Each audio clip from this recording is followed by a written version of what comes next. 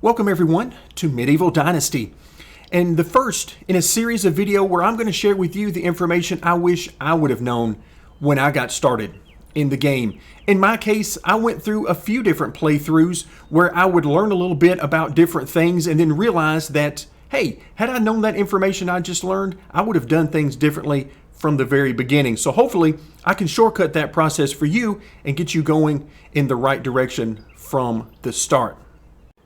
Now that we know a little bit about the game itself, let's get started in a brand new game. So I'm going to click on New Game, and we have two choices. The first choice is I could simply hop right into the game world using the game defaults for all of the gameplay elements. However, I highly recommend spending a little bit of time in the Customize tab, simply because this is going to give you a lot of options. If you're the type of person that wants to, if maybe you already know there are certain gameplay elements that you want to focus on and others that you don't care at all about and you just as soon ignore, well, the Customize tab is where you're going to have the ability to set those options before you start the game. So let's take a few moments and run through some of these and give you an idea of what exactly you can customize. Starting at the very top is one of the most important decisions to make, and that is the length of each season. And that is because this game is not intended to play through in its entirety as the same character. As the name Dynasty would imply, one of the things you're going to do in this game is you can choose to get married and have an heir. And that heir will need to reach the age of 18. Once that your heir is 18 years of age, should something happen and your player character die, you will simply move on and your new player character will become that heir, and then it goes on from generation to generation. So this isn't the type of gameplay that you're meant to get everything done in 15 or 20 hours. It's intended to be a much longer playthrough than that, over many generations. But keep in mind, your player character can die in a few different ways.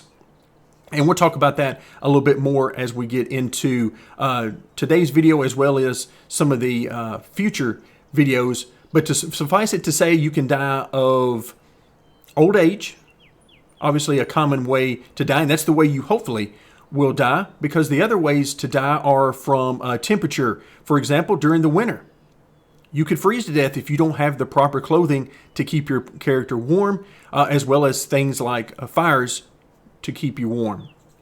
Also, with wild animals in the game, such as bears, wolves, and wild boar, if they attack you and you're unable to defend yourself, then that's going to be the end of your player character. And with no heir of proper age, then your gameplay is over. So the length of the season is going to have a huge impact on that.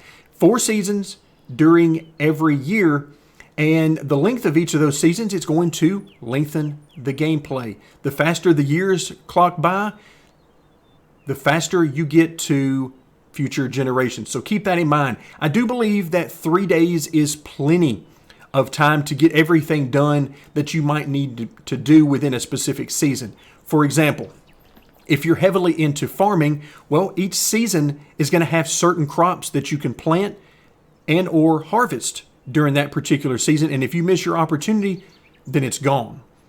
A lot of the other things in the game, such as hunting, you can do year round. But so the length of each season is going to determine how much you can get done, or how much the NPCs that you invite to your village can get done during that time. Moving on now to taxes. So when you start building in this game, you don't have to pay for the land. Instead, you pay taxes on what you build on the land. So every house that you build for yourself or an NPC will have a certain amount of taxes that you will owe on that every game year. Other buildings, such as production buildings or gathering buildings, everything has a certain tax associated with it. So the more buildings you have, the bigger your tax bill is going to be in the spring of each year. So you have to keep that in mind, because that means you're going to need ways of making money. And one of the videos in this series will be dedicated specifically to ways to make money in the early and mid game. Building limits. Building limits as well as population limits are tied to something called dynasty reputation, which again, we'll get into more later on that, especially in future videos.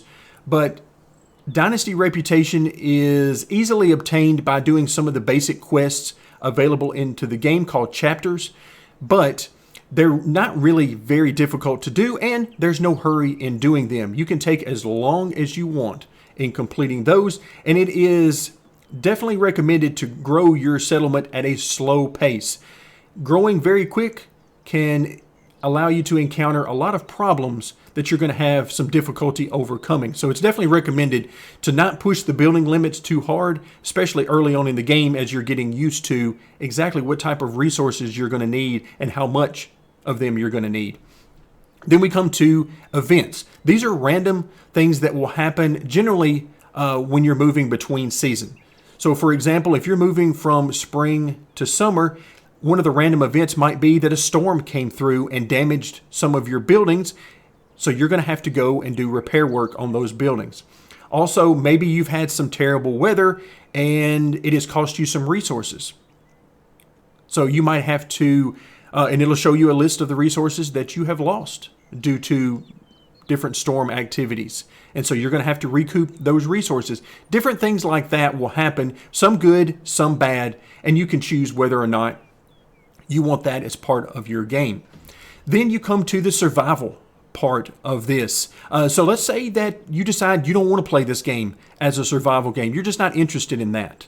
You want to focus on just simply hunting for fun, or maybe you want to turn this into a pure city builder. Well, you can turn off your health, your stamina, hunger, and thirst. So you won't have to deal with any of that. In fact, my main playthrough right now is exactly that. I've turned off these options because I wanted to focus entirely on building my settlement over time so that it could be as big as possible. And I simply didn't want to deal with having to worry about my own needs. I wanted to focus on the needs of my settlers.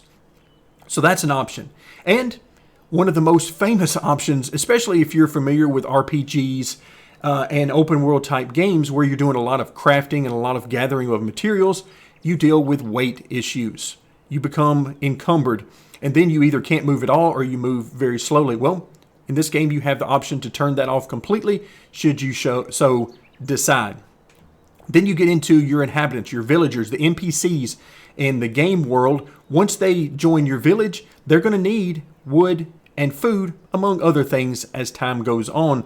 But how much of this do you want them to need? Again, by default, it's going to be 100%. You can choose to increase the difficulty by having them require more food. That's going to put more of a stress on you and the villagers in order to provide that food. Same thing with the wood. Wood is used as firewood in order to keep them warm during the year. And of course, you're going to need more firewood during the winter than you're going to need during the summer. But you can increase or decrease those needs. And we're definitely going to talk about this one in particular in a future video where we really focus on starting your village and then building it up from the very beginning. Then you get into the food spoilage.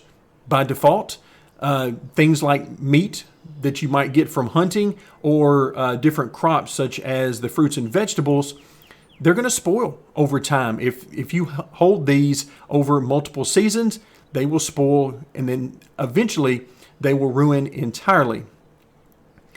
But you can choose whether or not you want that to be a part of your game. Then we come to the animals in the game. This is referring to the wild animals. As I mentioned earlier, some of the animals will do damage. Some will attack you immediately upon sight. Others won't attack you until you attack them first. But this is all about how much damage they do and how hard it is to kill them. So again, something that you can make easier or harder depending on what type of playthrough you're looking for. Then we get into the last couple of options. Poisoning. This would be if you eat bad food that is already rotten. This can happen if you pick berries that grow in the wild during the wrong season and eat them at the wrong time. There are things in the game world that grow that you can pick and consume that will help offset some of this, as well as gain you XP and certain things. So it's not the end of the world if you do get food poisoning, but it is something to be aware of. And then finally, temperature, something we talked about a little bit earlier. The temperature in the game world will vary based on the season, and you need to make sure you have the clothing that is appropriate for that particular season. So with these game options out of the way, let's hop into the game world and just see what the very beginning is like. So we've just spawned into a brand new game. What do we do now? Well, you've got tons of options, as I alluded to earlier in the video, but a few things to make note of. Number one is you spawn on a path, and as you come to the different crossroads where paths will intersect and splinter off from one another, you're going to see signs that will take you to the different villages that are available in the game. So you simply could follow the paths around, and that will take you to the different villages. But the first thing I recommend you do is get familiar with a few of the keys. We'll start with the tab key. This is going to bring up a menu that you're going to spend a lot of time on. So let's go ahead and look at it. First is your inventory. The game starts us out with a few basics. We start out with a little bit of coin, just in case we want to buy something at the very beginning, such as seeds or maybe a tool. Then we have some basics for food. We have some basic clothing, and then a torch for getting around at night. So some of the basics there, and of course, as we gather more resources and tools, they will show up here. And then you have your hotbar over on the right-hand side that you can fill up with various weapons and tools as you move along. The information at the bottom of the screen here, we're actually going to see on our main screen as we're moving around. So we'll focus more on that when we get out there. But you're going to have things in here such as your health, stamina, your temperature. As long as you're in the green, that means that your body temperature is okay. But as you start to get too hot or too cold, you're going to want to make sure you have the proper clothing as well as the shelter to take care of those things. Now moving on to the skills. And the skills are tied very closely to technology. So as you're improving your skills, you're also going to be unlocking new technology. But first, let's talk a little bit about the skills themselves. So you have your basic skills across the top, which are extraction. Extraction is basically gathering resources, things like mining rocks or chopping down trees. That's extraction. And the more of those things you do, the quicker you're going to gain different skill points that you can use to unlock various things on the skill tree. Next, we'll move on to hunting. Hunting is exactly the way it sounds. The more you hunt from things such as rabbits, deer, and so on, that's going to improve your skills, give you more skill points that you can spend in here. Now, I'm going to do a separate video where I focus on some ways and tricks to improve these skills at a much faster rate, but the basics are always going to be the same. If you want to improve these skills, then simply do these things that it talks about within the skill tree. So then we move on to farming. And this is one in particular that I had struggled with in the early game because it takes a while until you really get into the farming. You're going to need a little bit of money so that you can buy seeds and so on. So I'm going to show you a trick in the separate video that will really help you to get your farming skill upgraded much quicker than the game would normally allow. Then we get to diplomacy. This is simply talking to people, performing quests from folks, buying and selling from vendors, that type of thing. Then we get to survival, and finally, production. So these are things you're definitely going to be doing throughout the game. Production is things like crafting weapons, crafting tools, and so on. Then let's move over real quickly to technology since it is tied so closely. So obviously, the more of these things that you're doing during the game, more gathering resources, crafting tools and weapons and building and so on, you're going to unlock different buildings along the way. So we have a few different tabs, starting with building technology. This is in large part tied to extraction, as well as the building itself, as you might imagine. So as you're doing things like building homes for yourself and NPCs that you invite to your village, that's going to increase your building technology. And once you reach certain levels that you see alongside here, you will unlock different buildings. Okay, but also extraction. Extraction is very important. So as you're gathering resources, things like, again, mining rocks that you find in the game world or chopping down trees, it's going to also improve this building technology. In fact, one of the easiest and quickest ways that I have found to increase the building technology is simply go mining. It has given me a lot of technology points that have been very helpful. And then survival technology. So as you go hunting or start fishing, laying traps, all of those types of things are going to improve your skill in this area. And then farming. So again, as you plant crops, plant orchards, whether it's tilling the land or planting the crops or harvesting the crops, all of those activities are going to give you points that will eventually allow you to unlock the various items in the game. And then finally, production. The more crafting you do, one of the very first buildings you're going to have is a workshop. And in a separate video, I'll show you exactly how you can use that workshop and the items you can craft in there to greatly accelerate how quickly you can make it through some of these different items and get them unlocked so you can add them to your village. So all of these are very important and will take time, but there are certain aspects that the game is simply not going to tell you up front, and that's what we'll have this series of videos to uncover that information, and I'll share with you what I've learned so far. Then we come to the journal tab. This is where you're going to see the quests that are available to you. You're going to have certain challenges available, and then you're going to have side quests. Side quests are things that you pick up from different NPCs around the game world. Then you're going to have story quests. There are certain main characters in the game world which will give you quests, and they generally have a storyline that you'll be able to follow over multiple seasons and multiple years. Those will show up there. And then you have your chapters. So if I click here, starting a new life, this is the very first one you will get, and it will tell you what is your objective, a bit of a description about the objective, and then what are the rewards for completing this. Now, the chapters that you encounter generally have no deadline.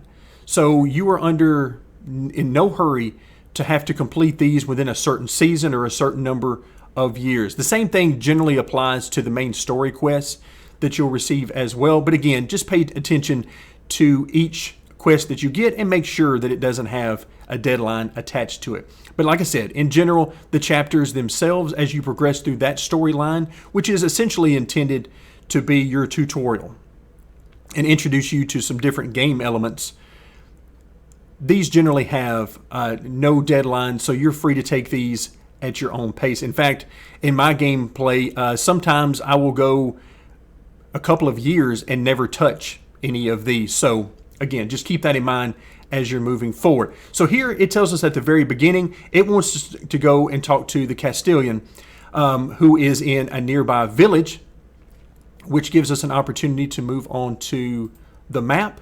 And this is where you can see all of the villages, and you also have an opportunity to place down your own targets. So by default right now, you can see that if we zoom in using the mouse wheel in and out, that this is the Castellan. This is where he's located. He's in Gustovia. And as the game progresses and you move around the map, you're going to have an opportunity to see that there are going to be a lot of potential quests out here that you can go to that particular village and choose to start that quest if you so desire. Or you can simply ignore all of them, which is generally what I do for the most part. So here it wants us to go right here on the map to Gustovia, talk to the Castellan, and that will start the tutorial gameplay through the game. But remember, there is no hurry in doing any of this. So as we're here on the map, you can see the general layout and size. The map isn't overall all that huge. You can walk from side to side pretty quickly. I don't know exactly the number of minutes it will take, but let's say that it's not huge, but I believe it's plenty big for what it needs to be here on the map.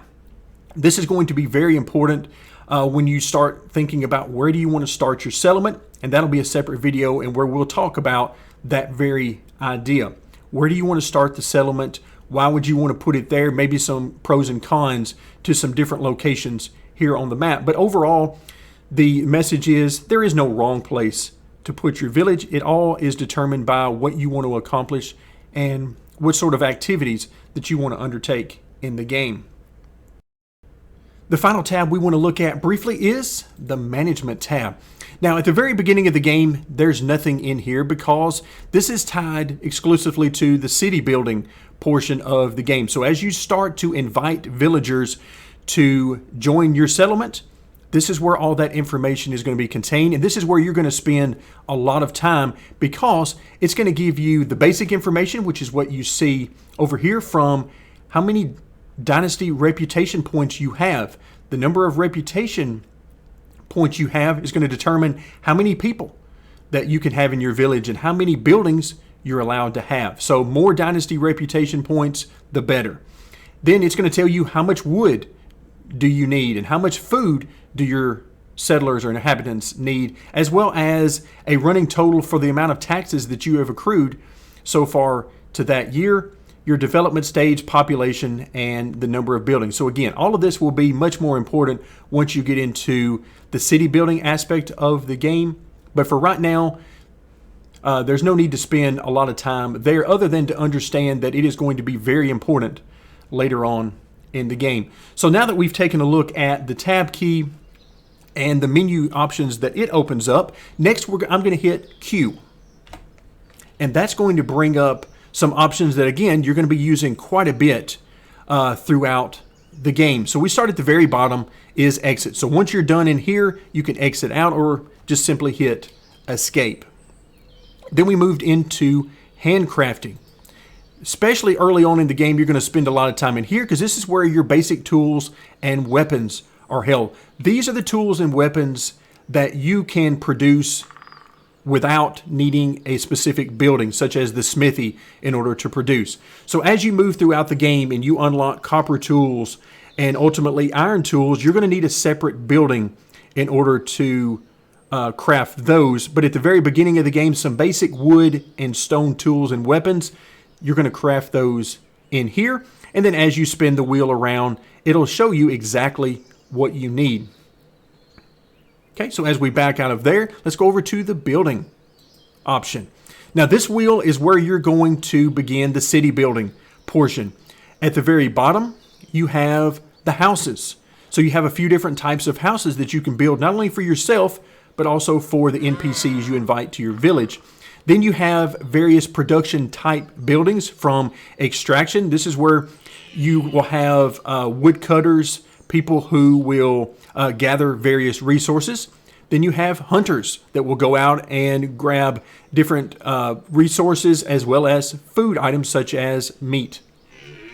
Then you get into farming. This is where you'll build a barn. You will build your different fields and so on.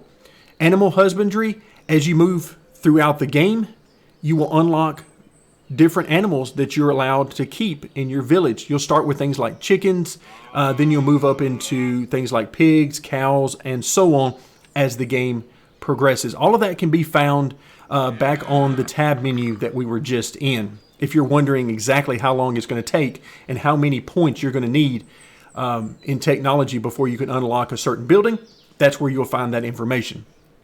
Then we get into production building. This is going to be crafting some of the different items, some of the weaving that you'll do and sewing and that kind of thing. All of that will be found on this wheel. And then finally, you have your storages. You'll need to have a separate storage for all of the food that you want to keep for your villagers. And then there will be a different storage entirely for the various resources that are not related to food. So all of these are found within this wheel. So once again, you'll spend a lot of time working your way through this wheel as you begin to do a lot of building. Then you have some of the more ornamental things such as fences and different furniture and decorations. I spend almost no time in these. These are more for the visual of the game and making it feel more like home or a village. But these are things you can unlock and spend some time there. And then once you get into building, you can create your own roads that run throughout your village and make it a little bit more aesthetically pleasing as you move throughout the game world. One other thing that I will point out is the M key. If you want to go straight into the map, you can press the M key rather than going through the tab function. But I did want to mention that as we get moving.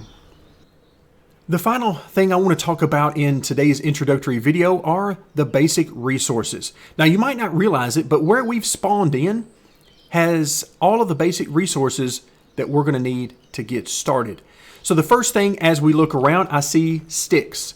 Now, you're going to find sticks in one of two ways. First is if you walk up to some of these what look like smaller trees or bushes, you'll see the opportunity. If I simply hold down the E key, I collect sticks. In that case, I got 2 sticks from that. And any of these small trees or look like small bushes, these are available. You can collect those for sticks. Also, you're going to see sticks just laying around on the ground. In this case, I don't have to hold down the E key. I can simply press E and pick that one up off the ground. So very easy to collect sticks that way.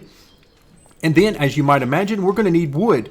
And the way you're going to collect wood, simply walk up to a tree and you can see it shows 100%, meaning that we have not chopped at this tree at all. But what do we require in order to chop down the tree? We need an axe. And so we can simply press the Q key, come into our handcrafting menu and go to the axe on the wheel. And it says we need 10 sticks and 2 stones. So very basic tools and how to craft them early on in the game. But you're going to find a lot of opportunity. You're never going to be low on opportunities to find sticks, wood, or stone. Which brings me to the discussion about stone. Stones you're also going to find on the ground. In fact, let's move around a little bit and see if we see any laying around. I will tell you that during certain parts of the year, spring and summer in particular, it can be hard to find stones laying on the ground unless you're nearby the water. If you happen to find yourself around the beach, then it makes it a little easier to find them. But in and amidst all this brush, they can be hard to spot. So as we're moving around, keep in mind, you'll find some stone on the ground, but by far and away, the easiest way to get stone will be to simply find rock on the game map. And as I get closer, you can see it requires a pickaxe. So once again, we'll press on Q, go to handcrafting, and what we need for a stone pickaxe, we need 1 log and 4 stone. Now, logs are obtained by chopping down trees. Each tree will give you a certain number of logs. Every type of tree will give you a different number of logs, so keep that in mind. Some of the trees like birch will only give you a couple, whereas some of the other types will give you 3, 4, or even more depending on the tree. So as we move along, we're finding lots of sticks. I see both on the ground as well as along the way. It looks like this is a rock. There's some rocks over here. Yep, there's some stones right there. I can simply press down the E key and collect the stones. So you're going to find this all over the entire map. So plenty of opportunities for sticks and stones as well as logs. So now that we know how to obtain those, let's talk a little bit about the wild animals. Because obviously we're going to need food and water at the beginning of the game. So a couple of ways to obtain food is, before you get into farming, one way is to hunt, because if we come into the handcrafting window, we have a knife, and you'll definitely want to get one of these as early as possible. You can see it doesn't take very many resources to make, because you'll use this to skin and field dress the animal after you kill it.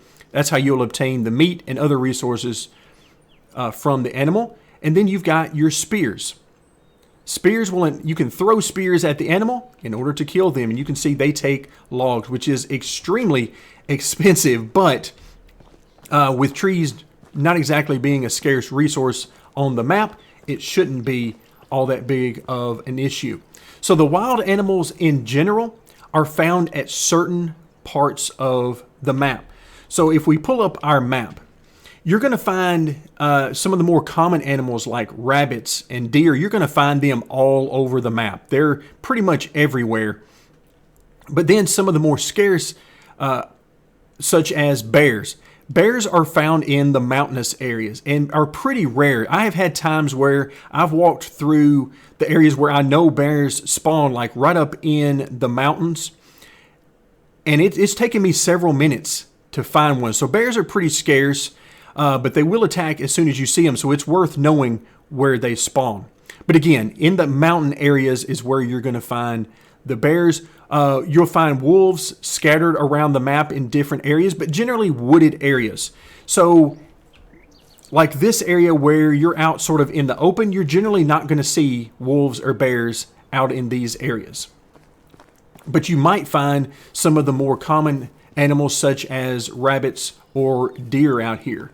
So if you're interested in hunting, then making the spears early on and getting good at throwing spears at animals will be a very good skill to learn. Another thing you can do is find berries. And next we're going to talk a little bit about where and how to find those berries.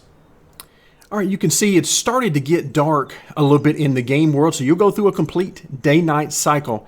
Now, I have walked over to a small wooded patch. In case you're wondering, we were just right over there on the path, so I didn't walk very far at all. But early game, when you're looking for food other than hunting, you can find berries.